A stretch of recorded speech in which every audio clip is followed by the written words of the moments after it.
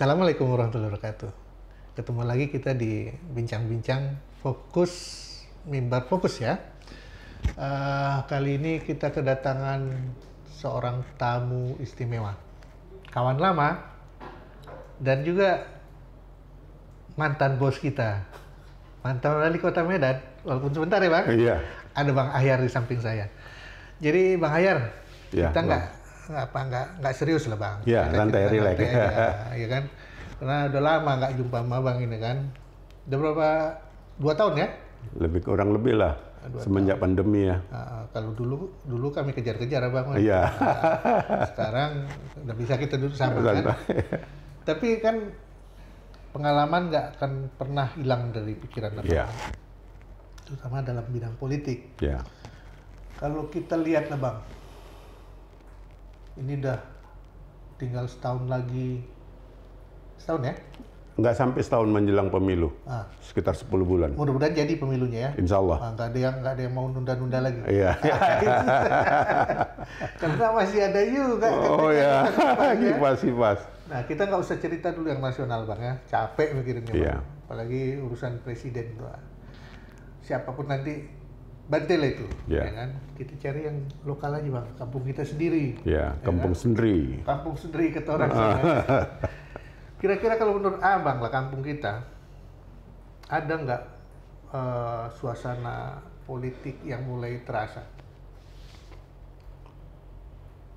Assalamualaikum warahmatullahi wabarakatuh. Menarik dan menggeliti ini pertanyaan Bang Rizanur ini. Kalau terasa udah mulai terasa Bang, terasa kali pun udah. Iya. Ya, di tengah masyarakat pun sudah, di partai politik pun sudah mulai menggeliat nampaknya ini. Terutama di partai politik sudah melakukan, hampir semua partai politik sudah melakukan rekrutmen bakal caleg. Oh. Kalau Abang kan udah nggak direkrut lagi kan, Abang yang rekrut kan? Ya sama-sama lah. Jadi suasananya itu ya sudah mulai hangat lah. Hangat ya. Udah mulai tebar pesona. Udah mulai lah banyak yang TP. Kita akan tahu, mungkin aku aja kali yang kuper ya Bang ya. Belum ku tengok Bang. Kira-kira kalau kita lihat nih ya, di Sumut. Habis sih si Abang nggak mau dikasih beras 5 kilo. Coba Abang mau terima 5 kilo, pasti didatangi. 5 kilo sama 5 tahun. Kacau kali kan. Nah, kalau menurut Abang, ada berapa yang udah muncul di toko kita? Toko untuk? Sumut. Untuk ke mana maksudnya Bang?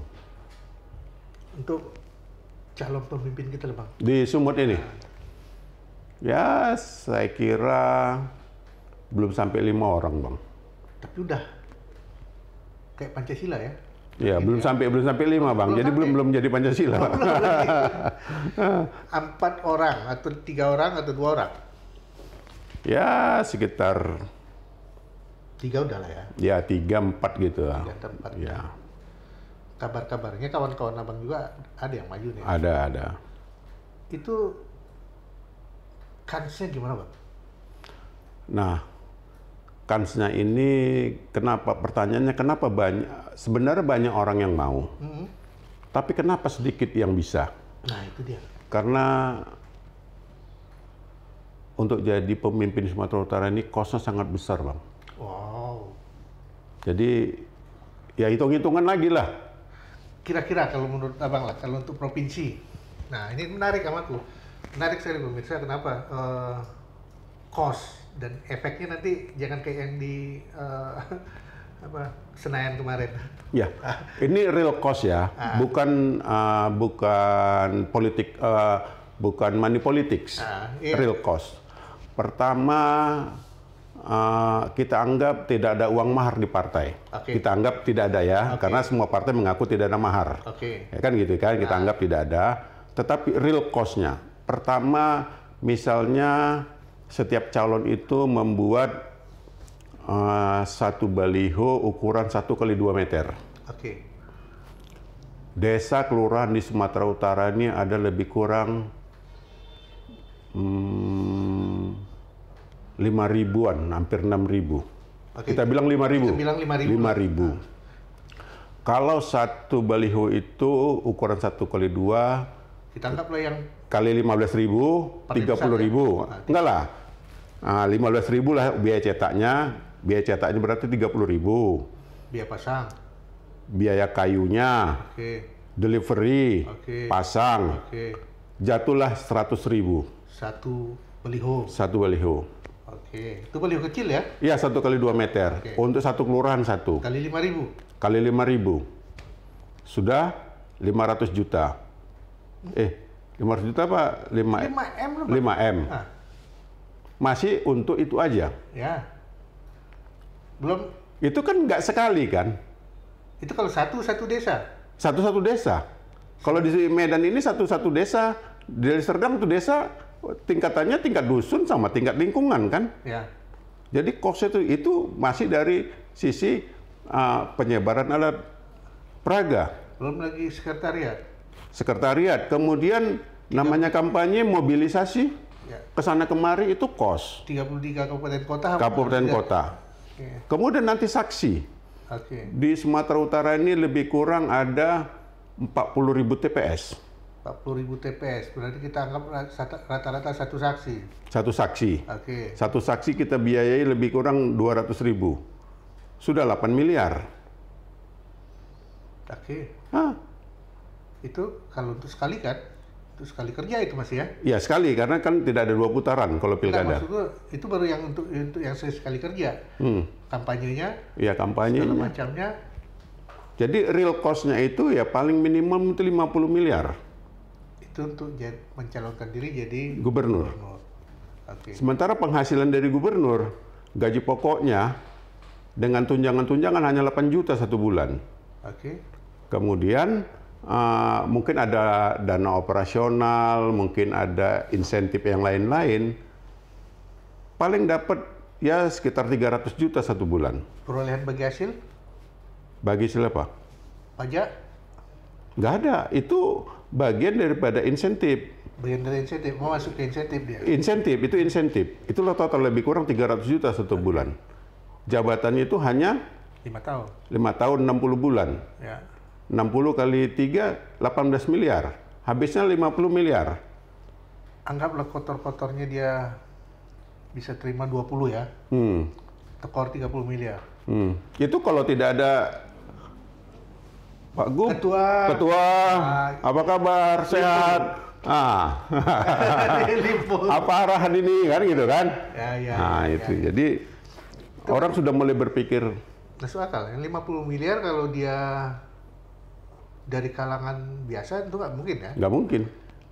Jadi orang yang sudah bosan megang duit. Nah, kalaupun mungkin pasti ada. Ya, donatur di belakang. Yang berbahaya itu mengikat ini semua. Nah, kalau donatur yang kita menang, donatur yang berkuasa dong. Ya, tergantung donatur ya. Kalau donaturnya lillahi ta'ala mungkin nggak ada masalah kan gitu kan? Ada yang rupanya yang lillahi ta'ala, Bang?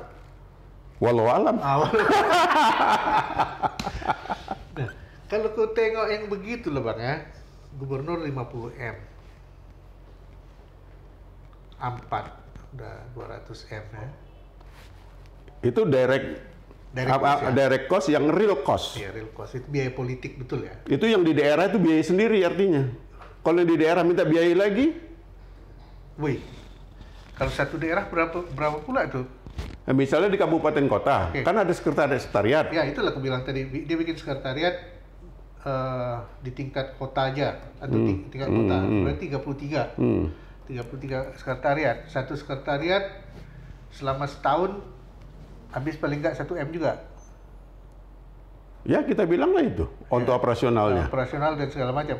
Sekretariat pasti ada orangnya kan? Pasti. Ada pengurus harian segala macam. 33 kali 1M. 33M tambah 30M tadi. 50M tadi. Berarti tak kurang dari 100M lah ya. 100M ya. Karena biaya kampanye kan tak mungkin nggak ada makan minum kan? Iya. Nggak ada dangdut koplo segala macam kan? Ya mungkin sekarang tidak begitu lagi lah. Kampanye terbuka itu relatif tidak efektif. Nah, langsung mungkin face to face dalam kelompok-kelompok kecil dengan menggunakan media. Nah, kawan-kawan media ini juga perlu makan minum kan kesana kemari kan? Oh iya. Iya juga. Ongkos ya Bang. Iyalah, makan minumnya kan perlu kan nggak mungkin calon gubernurnya makan, wartawannya cuma nengok calon gubernur makan, kan nggak mungkin juga kan? Mungkin Bang, mungkin begini aja. Tapi itu fakta yang harus kita hadapi ketika kita ingin jadi gubernur. Ya. Minimal 100 M harus kita punya. Ya. Untuk modal kan. Ya. Belum lagi kalau ada pembekakan. Yang lain-lain. Nah, kalau tingkat kabupaten kota gimana, Pak? Ya, relatif. Kayak Medan 21 kecamatan. Begini, tipikal pemilih semakin di kota intelektualitas masyarakat semakin tinggi, tingkat kecerdasan makin tinggi, tingkat money politiknya makin rendah. Tetapi semakin ke daerah, tingkat money politiknya itu semakin tinggi. Saya ngobrol lah beberapa waktu yang lalu dengan kawan-kawan sesama aktivis juga, ada di beberapa kabupaten. Itu satu suara bisa sampai 1,5 juta pasarannya per orang. 1,5 juta satu suara. Sampai ke sana. Wow. Sementara untuk menang ada berapa ribu suara? Itu mungkin yang istilahnya yang jogal kali lah. Ya. Yang udah semangat kali lah kalau kita bilang aku mau menang. Iya. Itulah kan. Tapi kan tidak semuanya 1,5, tapi ada yang bisa sampai 1,5 juta. Ya, itulah yang kita pikirkan, yang mau menang aja Bang. Nggak usah kita pikirkan dulu yang modal. Ya kan? Kalau 1,5 juta berapa ribu suara yang harus dia dapat? Kan tidak semuanya 1,5 juta. Ya. Ada mungkin 300, 500, 400. Kita pukul rata lah dari yang spare yang 300 sampai 1 juta. Saya dengar informasi itu 500.000 aja satu suara. Pukul rata ya, 1.000 satu suara. Ya, paling untuk Medan berapa suara kita harus menang? Oh, kalau di Medan itu berbeda Bang. Di Medan itu tingkat money politicsnya ada, tapi kecil. Ya, sekedar disentuh, disapa. Di Medan itu sepertiga pemilih itu adalah pemilih tradisional. Siapa itu pemilih tradisional? Mungkin sudah terikat dengan partai, terikat dengan si calon. Baik ikatan pribadi, keluarga, ikatan emosional yang lain. Itulah pemilih tradisional. Kemudian sepertiga itu pemilih rasional. Ini kelompok kepentingan, kelompok yang rasional lah melihat. Kan gitu. Sepertiga ini pemilih transaksional. Sepertiga yang transaksional. Besar itu Bang? Ya, tapi transaksional di Medan juga tidak separah di kabupaten. Kadang-kadang dengan ajak ngopi pun udah cukup. Udah cukup. Transaksionalnya itu tidak separah di kabupaten. Ini beberapa karena saya sebagai sering mengikuti, bukan sebagai peserta ya, sebagai pimpinan partai kan, melihat realitas kondisi itu gitu. Jadi kalau pengalaman saya mengikuti pilkada yang lalu, mungkin banyak orang yang nggak percaya. Mungkin banyak orang yang nggak percaya. Apa tuh? Secara pribadi, uang saya cuma 1,5 M.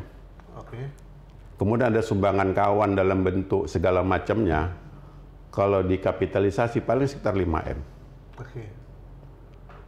Untuk maju jadi wali kota Kemayoran. Iya, Tempo hari itu deh. Karena memang banyak sumbangan dari relawan. Sumbangan itu tidak dalam bentuk materi saja. Dalam bentuk kegiatan, aktivitas, semua. Atau segala macam. Itu. Gitu ya. Kalau dikapitalisasi paling sekitar itu. Itu pun udah habis 5 juga ya. Iya. Cuman yang nggak begitu. Yang seperti aku pengen kali pokoknya aku menang lah. Ya kan? Suara Medan kalau kita hitung normatif yang betul aja lah Bang ya. Ada 1.700.000 orang. Gini. DPT terakhir. DPT itu sekitar 1.700, 1.700.000. 1.700. Namun ini idealnya aja kita Bang. Kita nggak usah sebentar dulu Bang. Ini ada sesuatu anomali di Medan. Kependudukan Medan. Penduduk Medan itu lebih kurang 2,5 juta orang. Yang real Medannya berapa? Yang real di Medan ini... Itu 2,5 juta kan siang, penduduk siang kan? Bukan, register. Penduduk, kalau pemilih ini kan berdasarkan register. Oke. Itu 2,5 juta orang. Perkiraan saya, ada lebih kurang 0,5 juta orang kota Medan bertempat tinggal di Deli Serdang. Tapi registernya masih di Medan. Jadi real penduduk Medan itu pada malam hari lebih kurang 2 juta orang. Nah, DPT-nya kan lebih kurang 1,7 juta orang. Tapi tingkat partisipasi politik di Medan itu paling tinggi jadinya 60%. Seharusnya. Realitanya. Kenapa angka kita bilang golputnya tinggi? Karena si KPPS hendak mendistribusikan si 6 itu kepada yang mereka bertempat tinggal di luar kota Medan, nggak tahu alamatnya. Sehingga inilah yang sering dimanfaatkan oleh oknum-oknum. Wah, kacau juga itu Bang kalau kayak gitu. Dan itu realitanya. Nanti kan yang tahu itu cuma orang di kecamatan. Orang kelurahan, KPU. Maksud gue ya rangkaian KPU sampai ke tingkat kelurahan lah itu kan? Iya. Karena lurah mungkin nggak tahu. Si Kepling yang tahu, si ini tinggal di sana, si ini tinggal di sini. Enggak, kan gitu. Maksud gue data yang bisa dimainkan tadi, Bang. Iya. Kepling kan nggak tahu itu. Iya. Yang tahu kan orang kayak KPPS atau yang... Iya, KPPS sama PPS.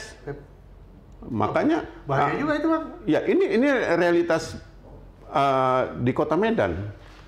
Karena masyarakat yang tinggal di Tanah Garapan itu boleh saya katakan 90% warga kota Medan loh. Ya, masuk akalku itu. Karena bersebelahan itu. Bersebelahan kan gitu kan. Dan itu kan si KPPS mau kemana ku antar ini? Alamatnya nggak jelas.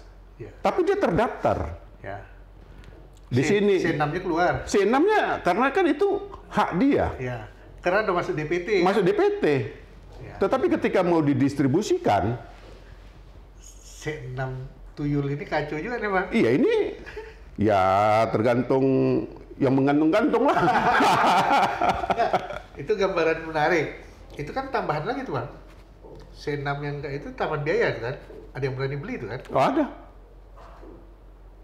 Pemirsa, kok jadi begini aku? Tapi oke lah Bang, itu nanti kita lihat dan kita jaga, kita harus jaga.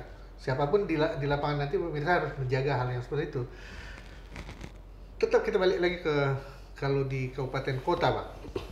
Kalau tadi di provinsi sampai 100 M, prediksi Abang tuh di kabupaten berapa, di kota berapa? Kota Medan bisa habis 50?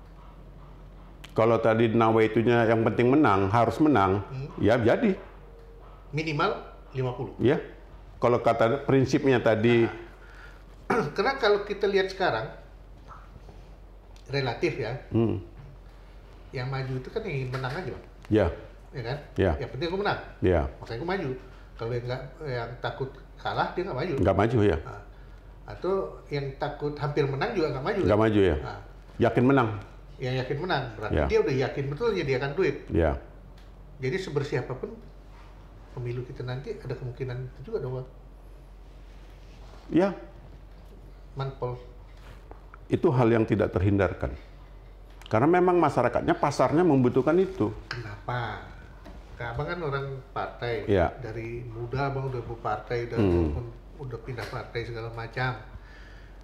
Kenapa hal itu masih terjadi Bang?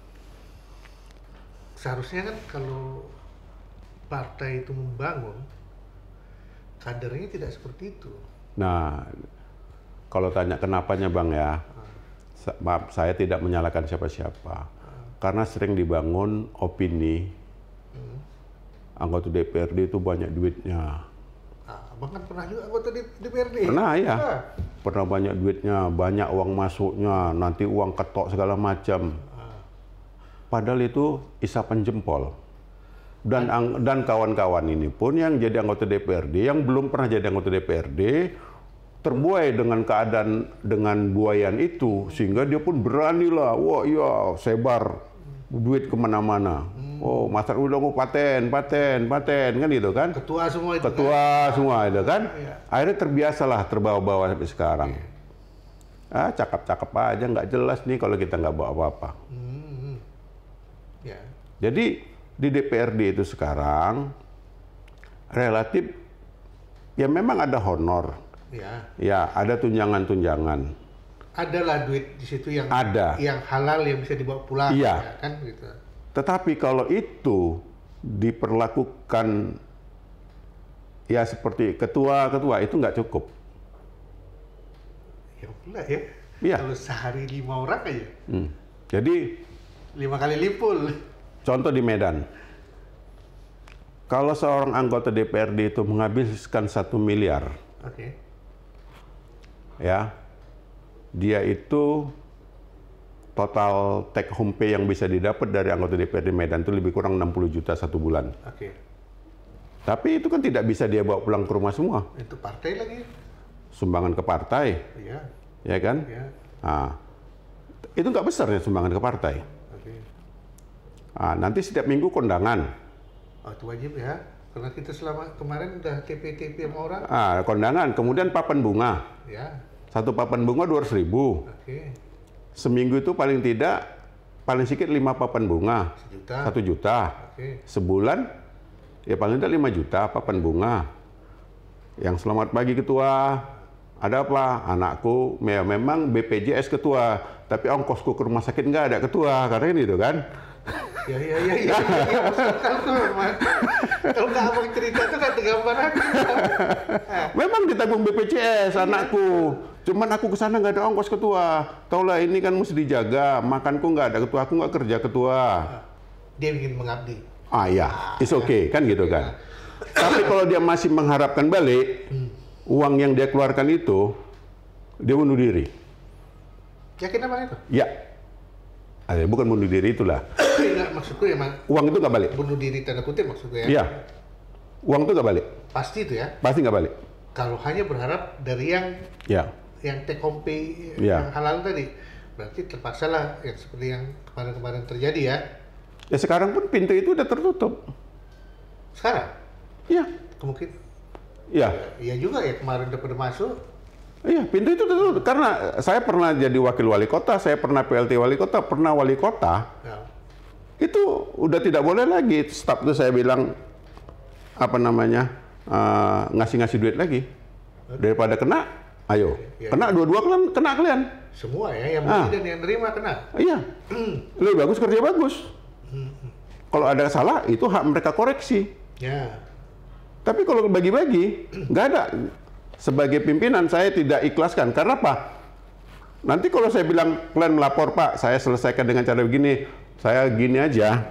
Ketika ditanya hakim, Bapak sebagai pimpinan ada mengetahui dan menyetujui.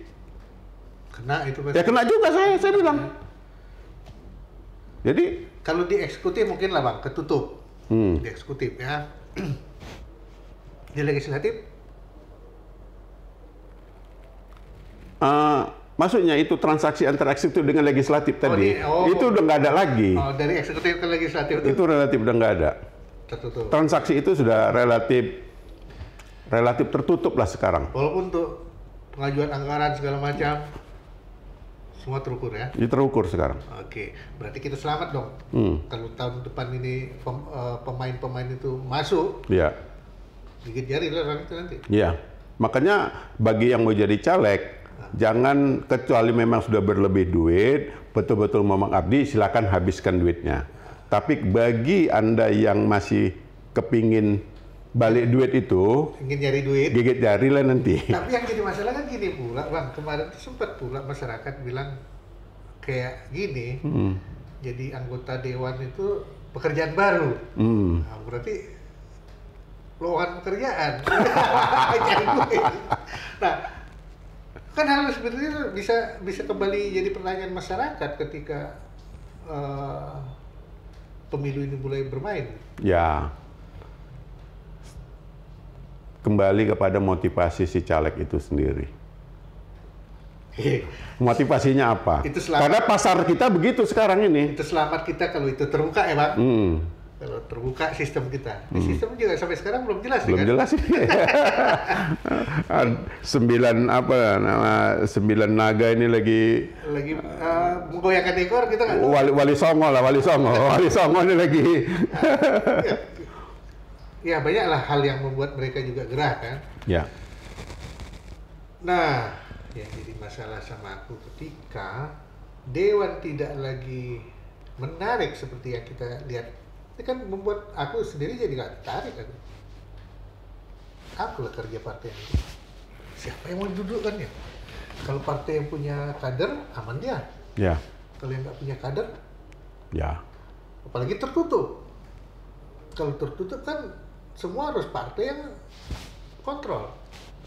Ini salah satu grand design meminimais keberadaan partai-partai politik di Indonesia yang sudah cukup banyak ini. Dengan melakukan parliamentary threshold, electoral threshold. Kalau parliamentary threshold, aku rasa masuk akalku ya. Kalau electoral threshold agak kurang kena itu. Ya. Nah, oke lah. Tapi dengan tertutup, walaupun parliamentary threshold, partai kan akan bekerja keras menentakkan orangnya. Ya. Duit nggak ada lagi. Kalau terbuka kan? Kalau duit itu bermain di internal partai. Oh, kalau itu lebih parah lagi lah. Iyalah. Bisa lelang sih kan? Iyalah. Siapa mau nomor 1, nomor 2 kan itu target man. Wow. Nah, ini bukan lagi seperti kita cerita tadi, Bang. Bisa lebih dari 30 M pun kurang itu kan ini. Hanya untuk jadi anggota dewan. Ya. Karena di dalam partai itu sendiri terjadi transaksinya. Karena partai harus ngebangun sistem. Ya. Terus anggotanya juga harus, yang calegnya ini sendiri juga harus bangun sistem lagi. Double dong biaya. Iya. Wow. Karena kan target itu paling 1-2 kursi 1 dapil kan. Tapi enak bagi kami masyarakat biasa, Bang. Uang banyak beredar. Belum tentu juga. Dari calegnya 1 dapil itu 10, mungkin yang kerja 3-4 orang aja, yang 5, 6, 7, 8 nomor corotnya ya udah banting lah, karena tak mungkin juga semua dapat sama kami itu 100% menang kan gitu. Numpang aja lah ya. Ya paling bantu aja lah katanya. Pasaran jadi lesu. Jadi nggak seperti yang digambarkan juga ternyata pemirsa. Kalau kita tadi pikirkan dengan tertutup itu duit bisa banyak beredar, sama banyaknya lah mungkin dengan ketika terbuka. Tapi Bang Ahyar bilang tadi malah lesu pasaran. Ya kalau terbuka ada 10 caleg dari 1 dapil, ke 10-10-nya itu bekerja karena memiliki kans yang sama. Tapi kalau sudah tertutup, ya tinggal yang nomor 1, 2, 3. 1, 2, 3 aja paling kerja. 1 dapil paling dapat 3 maksimal. Kalau yang kemarin dia nampak 1 dapil maksimal 3 ya? Maksimal 3. Iya pula pemirsa, nggak mungkin 1 dapil itu ada yang borong semua kursi pula kan? Nggak mungkin. Sekarang dapil mana yang terbanyak kursi kita di Medan, Bang? Kita cerita Medan ini. Medan ini, DPRD Medan, sekarang kan perubahan dapil 12 kursi itu. Oh iya ada. Sini Medan berapa nih ya? Timur, Perjuangan, Tembung, sama Deli. Jadi yang punya kursi terbanyak 12 kursi? Ya. Ya dapil berapanya? Lupa saya. Okay. 12 kursi itu kan nggak mungkin satu partai borong semua. Borong semua kan? Kalau satu partai pula, tenang dia. Tetap nggak banyak duit itu, Bang. Harus keluar. Ya. Karena dia, si caleg itu yang nomor 1, 2, 3 pasti lebih banyak kosnya kan? Iya. Karena kalau terbuka yang bekerja itu 10 orang, kalau tertutup yang bekerja cuma 3 orang. Oke. Tapi belum lagi setoran ke partai. Aku nggak mau udah kalau gitu sorry lah jadi caleg kalau kayak gitu. Karena terjadi ya rebutan itu nomor 1, 2, 3. Iya. Lelaknya. Iya. Nggak kebayang aku itu. Ya dengan segala macam kriteria. Pasti lelak lah itu. Ya terserah lah itu kan. Lebih parah daripada cakap kedai kopi kayak gitu, Bang. Iya. Iya. Saya ini ngomong realitas-realitas politik. Saya nggak katakan partai politik apa. Enggak, kita nggak cerita partai politik apa. Kita kan ngajarkan masyarakat kita bahwa faktanya begini. Kalau terbuka dia akan begini, tertutup dia akan begini. Kalau dia jadi gubernur dia akan keluarkan duit segini. Jadi bisa dibayangkan memang politik itu mahal, sehingga harus ada tatanan politik yang betul Bang? Ya.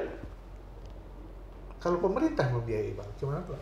Karena aku dengar ada pula sebenarnya Bang, sebenarnya untuk meminimalisir biaya itu adalah pemerintah sudah membiayai dengan Bawaslu. Karena Bawaslu juga punya petugas sampai ke TPS. Untuk membantu sebenarnya partai-partai ini, sebenarnya masing-masing calon ini kan nggak perlu menyiapkan saksi lagi. Kalau saksinya bisa dipercaya semua ya? Ya sebenarnya Bawaslu kan lembaga negara. Tapi kan kita tengok kojang-ganjing. Ya itu, jadi Bawaslu ini kerjanya apa? Hanya ngabisi sok jago, memprotes-protes. Tapi protesnya nggak pernah ada yang berhasil, Bang. Ya, saya pernah di sebuah pilkada suatu daerah beberapa tahun yang lalu, di suatu daerah, itu memang money politiknya sangat luar biasa. Kebetulan di daerah kampung saya. Ini ada TS tim.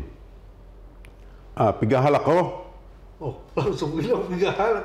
150 halak, saya biasa halak. 150.000. Tang 22,5 juta. Langsung keluar. Wah, diho. Nanti orang sebelah Bawaslunya ada. Bawaslu, Panwaslu. Diho katanya kan. Oke, paten katanya kan. Itu realitas saya lihat di depan saya sendiri. Sakit perut gua. Di Lopo-Lopo itu transaksi beberapa tahun yang lalu di suatu daerah. Dan itu mungkin saja terjadi kembali. Lagi jadi. Karena integritasnya itu siapa? Dan siapa ngawasi dia pun nggak. Siapa ngawasi dia nggak tahu. Yang dia tahu dia ngawasi. Padahal itu idealnya adalah meminimalisir pembiayaan politik. Baik dari calon kepala daerah maupun partai politik. Tapi kan tingkat kepercayaan itu, kalau kepercayaan ini ada, seperti main bola, sudah dipercayakan kepada wasit dan judge line, hakim garis, kita percaya aja gitu.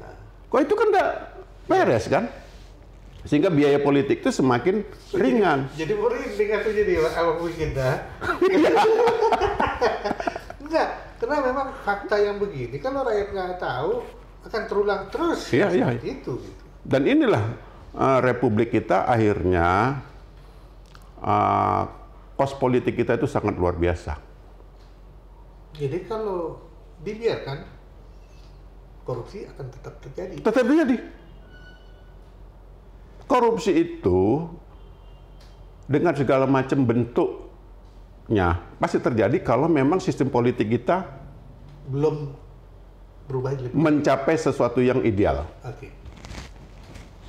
Apa itu kira-kira yang ideal? Yang ideal itu ya memang sampai sekarang para ahli politik pun belum menemukan formulanya. Jadi gini Bang, kalau nggak salah pemerintah juga membantu partai politik ya? Iya. Per kepala berapa? 1.050 kalau nggak salah. 1.800 ya. Untuk provinsi. Berarti kan untuk kota juga ada? Ada lah. Ya, secara nasional juga ada, masing-masing tingkatan partai. Itu apa, Bang? Ya paling untuk operasional kantor. Karena kantor partai itu pertama kalau belum punya sendiri, kalaupun punya sendiri ataupun sewa, listriknya, teleponnya, airnya, operasional itu kan. Kemudian ada staf, gaji pegawai, kemudian di situ juga ada biaya pendidikan politik, kan gitu. Habis ke sana aja gitu. Itu pun nggak cukup. Nggak cukup. Berarti masih banyak yang harus kita beresin seharusnya. Ya, kalau berbicara politik ideal, sistem politik di Indonesia ini belum sampai pada kata ideal. Walaupun kata orang kita sudah paling demokratis. Ya. Minimal di kawasan kita. Iya, demokratis is okay. Tapi kalau high cost, impact-nya itu apa? Itu kan bukan, kalau kita cerita pos kan nggak demokratis lagi Bang, transaksi kan? Ya kalaupun tidak transaksi, tapi oke, kita bilang tidak ada transaksi politik, tidak ada money politik. Tetapi cost politiknya sangat luar biasa. Impact-nya apa? Ya, itu juga yang baca kemarin, kalau tertutup akan mengurangi cost itu. Tapi setelah kita bicara tadi ternyata nggak semudah itu. Nggak semudah itu. Bang, aku tantang abang untuk cerita lagi lanjutnya. Waktu kita udah mulai habis. Loh, nggak terasa. Memang kan udah cerita politik pemirsa itu nggak terasa waktu itu. Kita usahakanlah, mungkin ada sambungan lanjut kita cerita dengan Bang Ahyar atau mungkin dengan ketuanya nanti. Oke. Jadi pemirsa, walaupun kita kena tanggung nih, ya kan?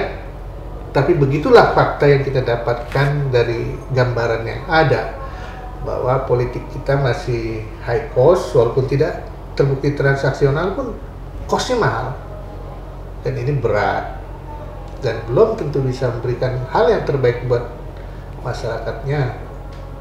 Cocok Bang ya? Ya. Sampai ketemu. Terima kasih. Assalamualaikum warahmatullahi wabarakatuh.